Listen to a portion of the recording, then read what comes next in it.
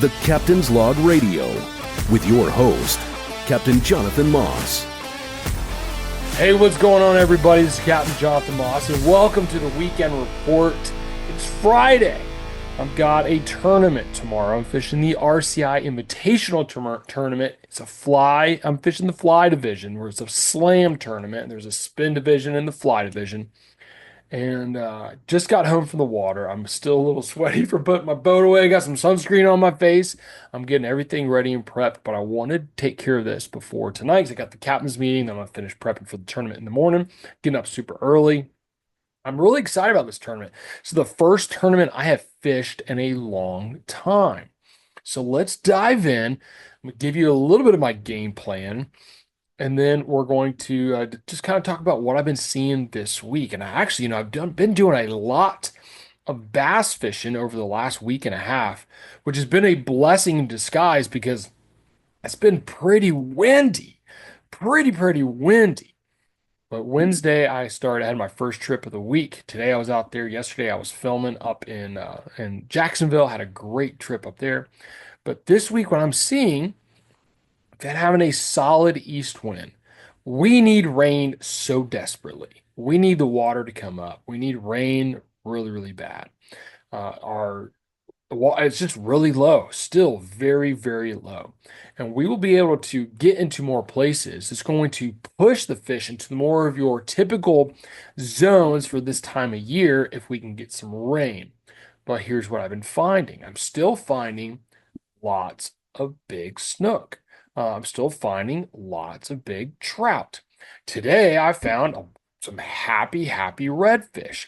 Still, you know me, I'm starting topwater first thing in the morning.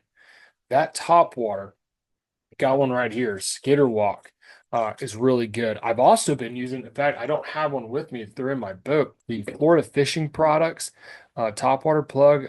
Going blank on what it's called, but I'm using the silver one. And that's been really good this week. It's that rattle. It's that vibration. I'm finding lots of mullet. And so first thing in the morning, throwing that top water, pop. It's looking like an injured mullet, and it's getting the job done. But again, I'm not able to get to the shorelines that I would typically want to fish because the water's so low. So I'm staying back. I'm looking for the bait. I'm looking for life. I'm looking for activity. You start throwing that top water and you're going to find the fish because it's going to stand out amongst all of that bait. Okay. Same with your snook. If you can get into areas that have structure, okay, which means there's enough water to get to those areas with structure, a lot of them are holding snook. And that's about as much as I'm going to talk about with that. But I'm finding snook around those mangroves, around that structure. Throwing that topwater first thing in the morning is a huge advantage. You're going to get some kind of activity from it. Could be a big trout, could be a redfish, it could be a snook, and those snook are ready and willing to bust that topwater. Redfish have been scattered. I'm gonna be honest, lately I've been having the hardest time finding redfish. Just so happens I found some today. I found some good ones today. We caught one. I left the rest alone. I made sure my charter understood, hey, we're going to catch a fish and then we're going to leave them because I need them tomorrow. But we caught them around bait. And they were eating, you know me, my DOA paddle tails. Crystal clear water, some broken bottom, some grass, some callurpa, some fallen timbers. Couldn't get all the way to the shoreline because it was too shallow. But off of the shoreline, with all of those combinations of things, the bait, the grass, the broken bottom, the structure, the fallen palm trees that have been moved around from storms, broken mangroves, all of that is areas for the bait fish to hide, which gives you an ambush point for your fish. Found redfish and black drum mixed in.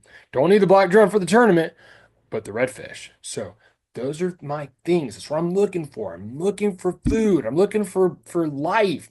And I'm finding the fish in that. And obviously, I gotta have water. So if you're going to fish Brevard County this weekend, just be mindful. The RCI tournament is this weekend. There's going to be a lot of extra anglers. There's a lot of people who've traveled over from all over the state that are going to be fishing it. I know Vince from Skinny Water Culture is going to be there, and he lives on the West Coast. There's other guys in the area, a lot of charter guys who run RCI Optics, who have canceled out their weekends so that they can fish this tournament. So there's going to be some activity. So perhaps fishing around the inlets this weekend. I got a good report of some fish up in Ponce Inlet. There's always fish around Port Canaveral, so maybe that's a good game plan to stay out of the traffic of your normal weekend warriors plus the tournament that's going on. So anyways, get out there, catch some fish. I'll check in with you guys next week. I'll let you know how we do in the tournament. Fingers crossed, got to get a slam, redfish, trout, snook, and hopefully we got it dialed. I'm really looking forward to it. You guys have a good one. We'll talk soon. Thanks for listening to the Captain's Log Radio with your host, Captain Jonathan Moss.